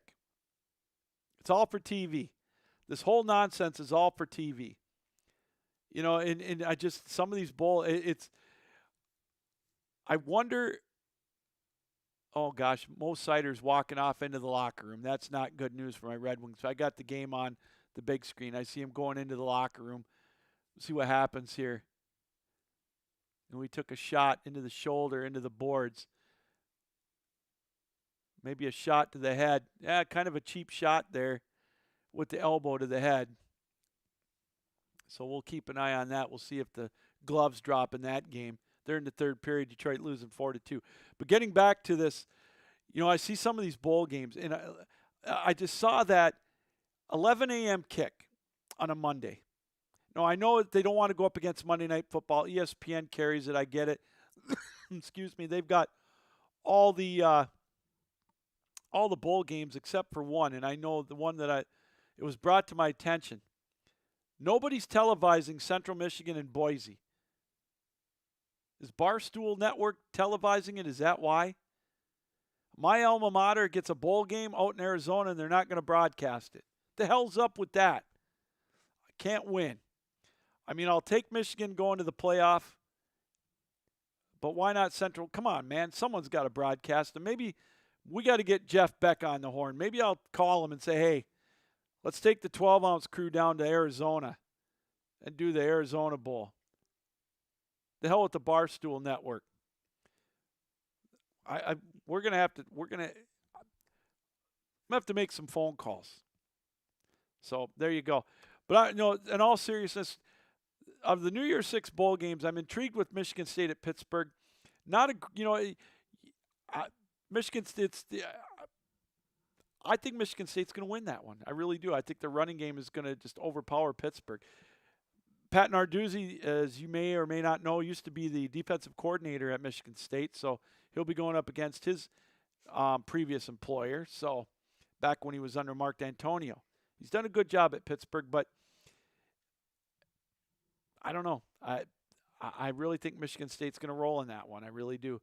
Mel Tucker with that $95 million contract, I think he's going to roll him. So, anyways, let's go back to our guest line right now, the Captain Lou Extravaganza guest line, and let's bring in an old friend of the show, Todd Corder, joining us. Todd, how are you, my friend? I'm doing really well. Fantastic. Couldn't be happier to join you this evening, Lou, and your fantastic show. And I really appreciate you having me on as always. Hey, it's my pleasure. Well, let's get right into it, man. It's great to be a Michigan Wolverine right now. They looked impressive against Iowa Saturday night, and almost as important, if not more, the beatdown they gave that team down south. Wow, it's been a really good 2 weeks for Michigan.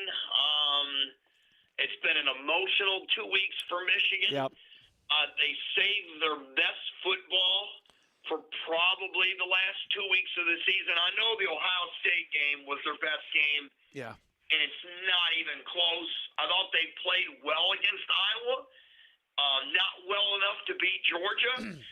When they played against Ohio State, I thought they played well enough to potentially beat anybody. Yeah. But, if Michigan didn't get those trick plays in the first half, the game probably would have been a lot closer than the final score, even though Michigan took care of business in the second half and their physicality finally wore down Iowa. But it's been a long journey for Jim Harbaugh, 6 rough years, and I don't think it's as rough as everybody said. I've always been in his corner.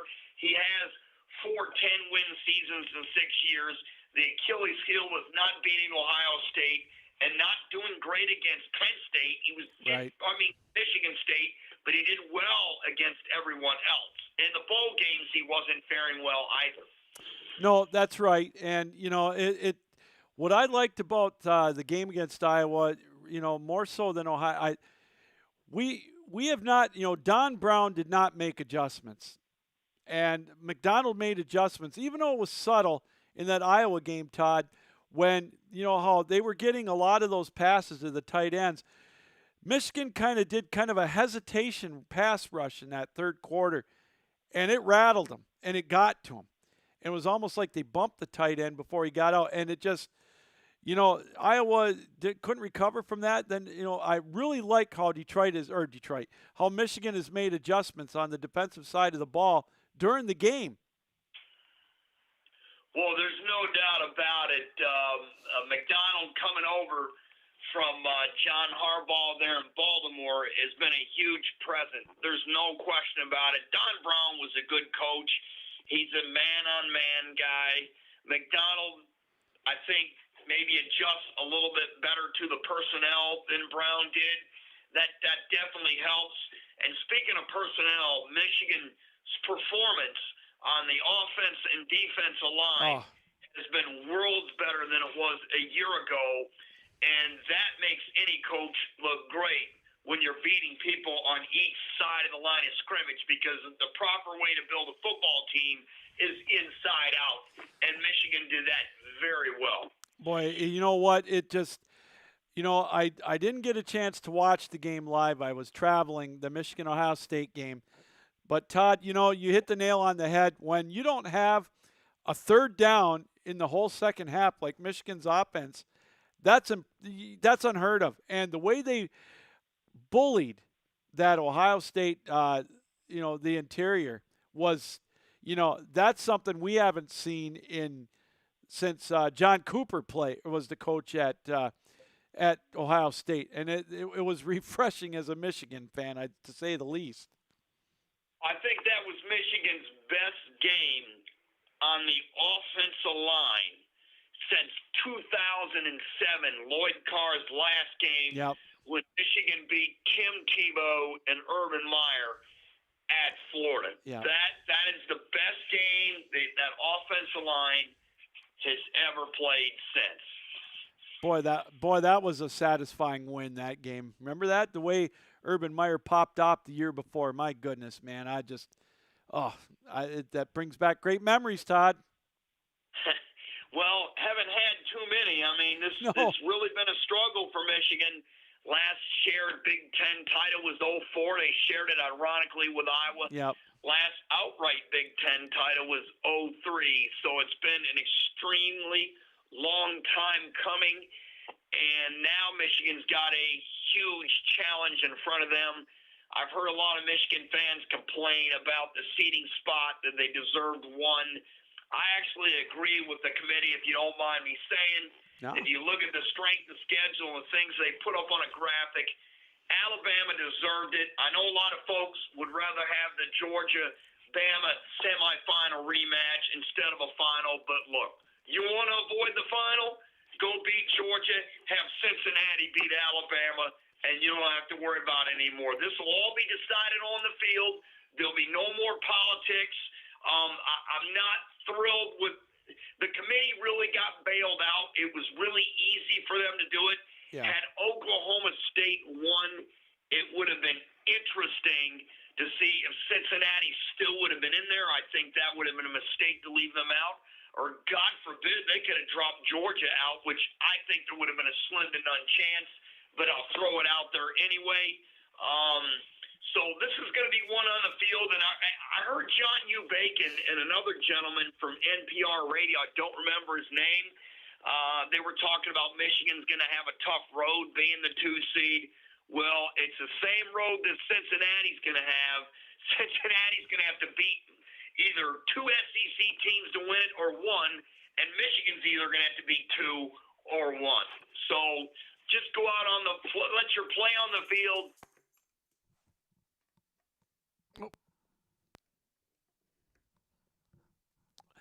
Oh, hold on. Todd, are you there?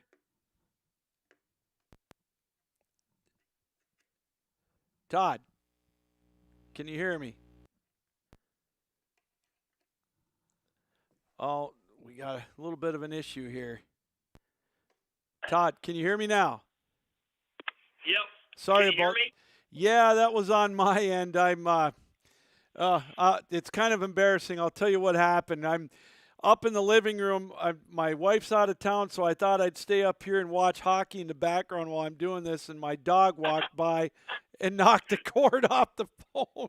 So That's all right. Hey, I love the game of hockey too. I'm getting ready to go to Minneapolis here to do some games starting on the 17th. So good for you. I'm ready to go. So, anyways, yeah, getting back to that real quick, that Georgia-Alabama game, it's funny is, I'm not surprised that Georgia lost, but when you go back to the committee too, let's say that Alabama would have won, or they would have lost, I should say. And then you start getting the talk of maybe Notre Dame or or whatever. You're right. It would have been interesting to see if they would have had Notre Dame maybe at 3 or still in Cincinnati at 4.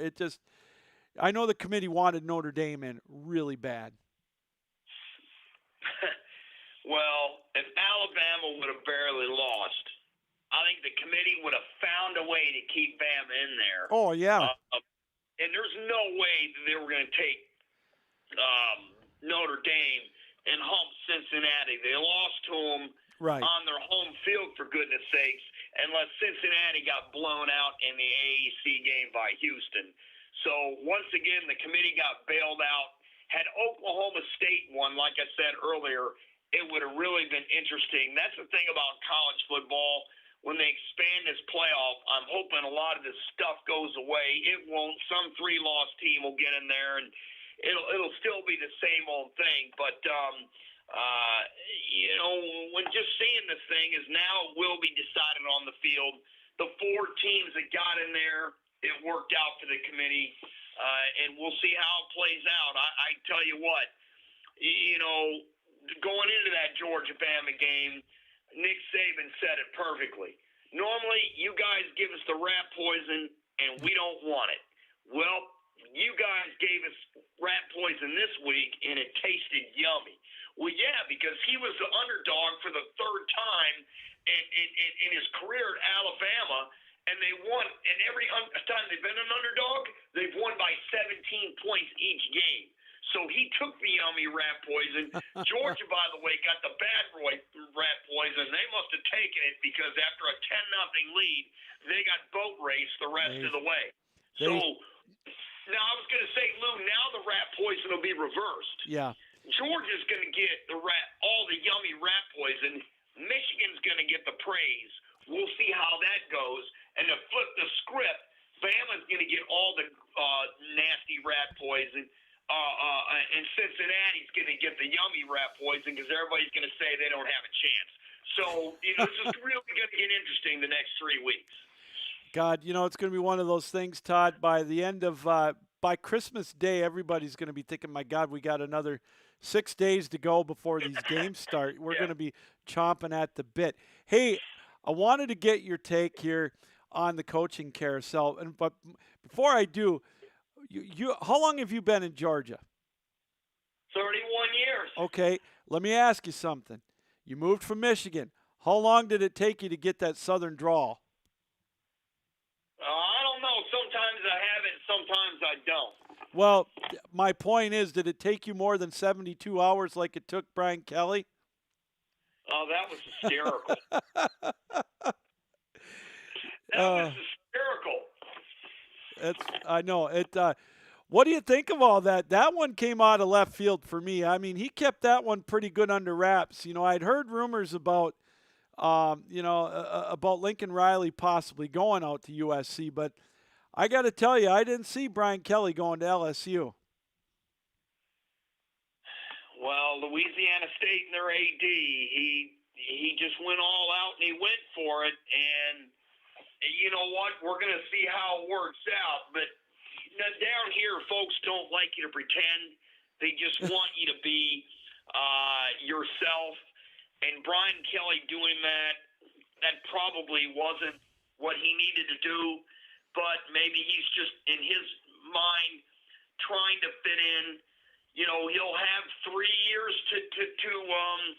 to accomplish what he needs to accomplish. I mean, look what he's got to do. The last 3 coaches at LSU have won the national championship. Mm-hmm. Nick Saban, Les Miles, and of course Coach Orgeron.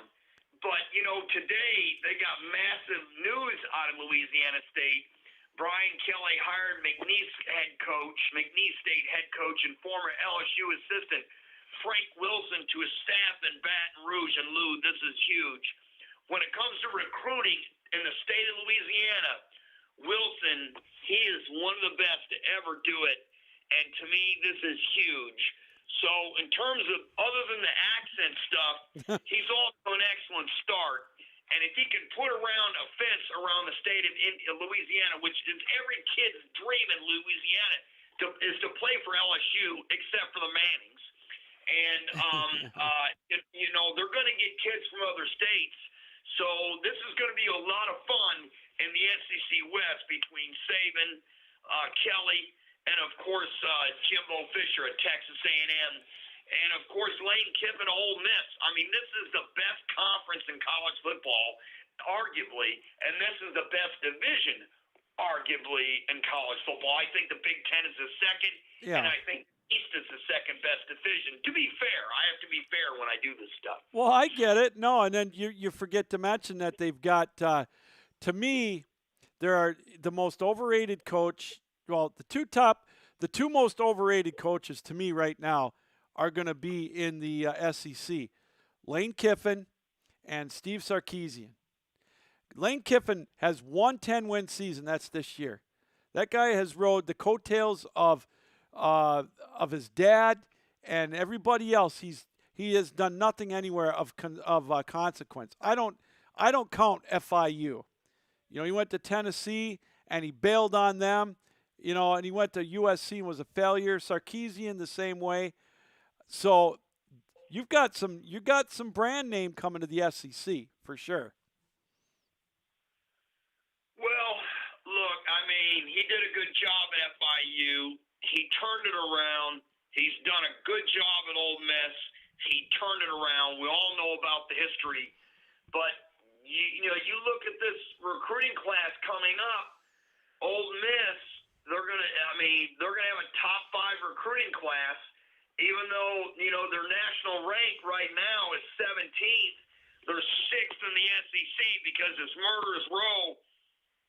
This is really going to be a good team. And if somehow they can win the battle to get Arch Manning, which is Archie's grandson, and Peyton and Eli's nephew, and Cooper's his father, Ole Miss is going to be set for a while. They're going to be way better than average. Well, we'll see.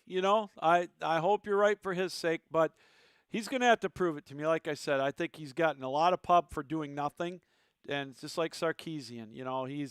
His claim to fame is, some things off the field. He hasn't really done anything in my book to merit all the praise that he's gotten, but, what do I know? These guys bashed Jim Harbaugh, like you said, for 10 games, winning 10 games a year. But I don't know that we could go on and on about that.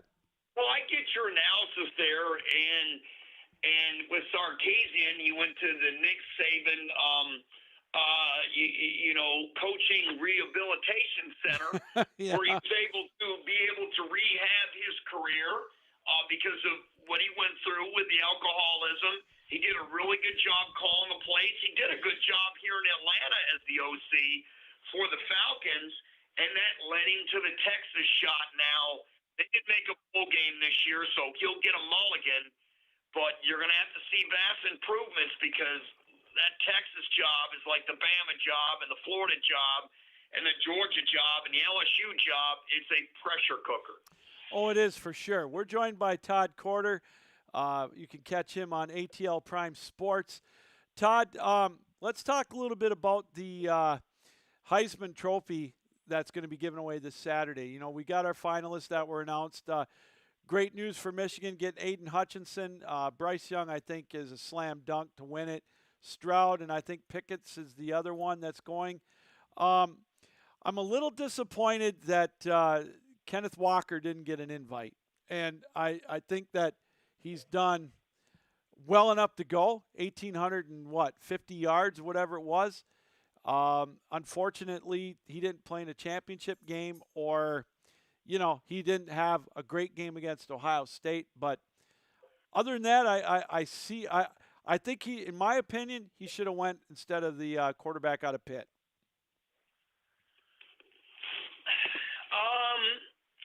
I actually think they should have expanded the field this year. You don't have to have a set four every Right. year. Yep. I think every year is different. This year, I would have sent 8 kids. I would have sent 8 to New York. Some years you only send 5. Right. Some you send 4. Some you send 6. Nobody's talking about the kid from Western Kentucky, Bailey Zappi, who threw 56 touchdowns this year and only 11 picks. Matter of fact, he went to East Lansing this year and torched the Michigan Yes, he State did. secondary for a ton of yards. This is one hell of a football player. And, in regards to everybody else, look, I totally get it. 8 guys deserve to go. I do think the kid from Alabama is going to win. Yeah. C.J. Stroud had a game. Just think, had Ohio State beat Michigan, C.J. Stroud would have been playing against Iowa, and he would have lit them up too. Mm-hmm. So I don't think it's fair that these Heisman players get an extra game where, this is a team game. I know that's an individual award, but it's based on how the team does. I don't like that at all. No, I agree. But again, it's more of a quarterback trophy now anyways. I mean, it takes a minor miracle to get somebody else running back. When was the last time the nation's leading rusher was not in there? I'm baffled. And I'm thrilled for Aiden Hutchinson to get in there. Right. Well, know about his dad, a great player at Michigan. Actually, he could finish second. It's really possible. And the Anderson kid from Alabama, he deserved it. I 100% agree. I was talking with my last guest about that, and I'm again, it's a popularity contest, and I think that if Michigan would have not beaten Ohio State, Hutchinson wouldn't be going to New York. No way. Had Western Michigan not beat Pitt could have been in playoff talk. Wow. But they lost to them because they had 2 losses, and they're coming here to play Michigan State in the Peach Bowl. Yeah. And that's the bad thing about the playoff, Lou. It takes away from all these other great bowl games up because there's a ton of them down the line. Oh my God! I was talking about that. That Michigan State Pitt game is going to be good. I'm interested to watch Ohio State and Utah. I think that's going to be an intriguing game. And of course, I look at some of the other ones. Ole Miss and Baylor ought to be good, and Oklahoma and Oregon. I'm taking the over on that one. I think there's going to be some points scored in that game. Yeah, I'm not sure if there'll be enough defense for everybody in that game. I mean, holy smokes, 100 might be. Yeah. You know what? There's nothing like bowl season in college football. I absolutely love it. And you know what? Nobody talks about in your neck of the woods is a job that Chris Creighton has done at Eastern Michigan University. This program was dead. They were going to remove it. They bring in this man, and he's taking them to a bowl game every year, and I can't believe other coaches are other schools are knocking on this man's door. And I forget about the other game on New Year's Day. It ought to be a dandy. Notre Dame and Oklahoma State. That's going to be a fun one to watch. What I like to see in some of these games is who really has got their hearts into it after getting close to the playoff. And here's 2 teams that aren't going, obviously, and you find out who gets motivated the best to win one of these games. Well, and who's going to sit out games? Yes. That's the key, too. Yes. You looked at my games I'm looking at are Tennessee and Purdue. Wow, that'll be a lot of fun. Yep. Wake Forest and A&M. Oh. I mean, CMU and Boise State. I mean, this stuff is Penn State, Arkansas. Oh, you meant Iowa, Kentucky, the SEC, and the Big Ten. have 4 games. I'm like, strap it up and bring it on. It's going to be fun, no doubt, and it all starts pretty quick. The only one that I was talking about this too, the game that baffles me, the Quick Lane Bowl here in Detroit on 27th of December, 11 o'clock in the morning, total leather. I know it's Monday, and I know they're doing it because of Monday Night Football, but my over-under on fans at that game is about 15,000. Oh, Western Michigan and Nevada, is that right? Yes. I can't wait. You know what? That could be a 5-hour football game. Oh, my God. It could be. It could be. And I think good seats will be plenty available on that game. And I feel you know bad. What? That's sad. That's what's so sad. I don't think they're going to sell out the Peach Bowl here. They're already, because you usually get a Southern team in it. Yeah. And I understand why. But now you have 2 Northern teams. What they're doing is, if you buy 2 tickets this year, you get 2 tickets for free in next year's Peach Bowl game. Oh, wow. I mean, that's the deal. But I just don't know. You can get tickets now for less than $50. Yeah, and then you can't. You want to go to the national championship game in Indianapolis? Upper Bowl tickets are going for $1,800 a pop right now. Nosebleeds. Well, us folks here in Atlanta, we're believers after the Braves won the World Series. We believe anything can happen now. There's no doubt about it. Well, I can't wait either. Before I let you go, last question. What do you think of our Lions? We finally won one. We got off the schneid. I told my wife I'm sitting there. I was actually watching the game. I listened to a little bit on the radio because I have satellite radio. I was out taking her shopping on Sunday. I said, I got to stay glued to this game. I know they're 0-10-1, but they're playing for Oxford strong, Yep. Oxford community. I was just hoping they would win a football game, and that was the one I wanted to win badly. It was against the Vikings. I've got a great friend of mine here who's a Vikings fan and an Iowa fan, so I got the double whammy on him this weekend. And for them to win it on the last play after they went for it inside their own 30 to blow the game, and for them to mob, they looked like they won the Super Bowl when they won it. And with the Oxford decals on the helmets for each team, by the way, I thank the Vikings for doing that. Yes. And then Coach Campbell wearing the Oxford football team hat. It was all pure class. His speech after the game was class. I have it on my Twitter account at Quarter Todd if anybody wants to, take a look at it. And I'm just, wow. I really loved all of it. And actually, it was very emotional. Yeah. For a million reasons why. The most important is obviously for the victims and what happened there. And it should have never happened, and et cetera. But for the Lions to win there, that was super sweet. Well, Todd, I got to let you go. We're about to the end of the show. Thanks for coming on. Hail to the victors. Let's see if they can keep it going against the Bulldogs on New Year's Eve. If I don't talk to you beforehand, have a Merry Christmas, Happy New Year's, and we got to get together again and talk a little more football before the end of the year. We do, and Merry Christmas to you and your family. I'll be on ATL Prime Sports, if you don't mind telling everybody live tomorrow. Yeah. Hosting a show. We're going to talk college football. The call-in number is 1-347-205-9631. It'll be live at 11 a.m. blogtalkradio.com. I've got to get you on. I've tried a couple times, and I've K'd. So I feel like I'm the Tigers in the 9th inning, and I can't get the clutch hit. Well, I got to figure out a way to get on in the morning. We'll try to figure something out. Well, we'll do some various times, and I can even get you some of the podcasts we do aren't live, like in the evening. I'll get you on one way or another, I promise. All I've right. got to head to Minneapolis to do some hockey, so I'll be busy during the holidays too. Okay. All right, Todd, thank you again. We'll talk to you real soon, and enjoy your holidays. Oh, Merry Christmas to you and your family. And congratulations on your anniversary. Oh, that was when we met, by the way. Our anniversary is in August, but she She agreed to go out with me 6 years ago, and it's been one heck of a ride since. Thank you very much. Talk to you later. For being a Spartan fan, I bet it is. Oh boy, it makes for some fun talk. Have a good one, Todd. Thank you. All right, Todd Corder joining us here on the show. Wow, we're up against it, everybody.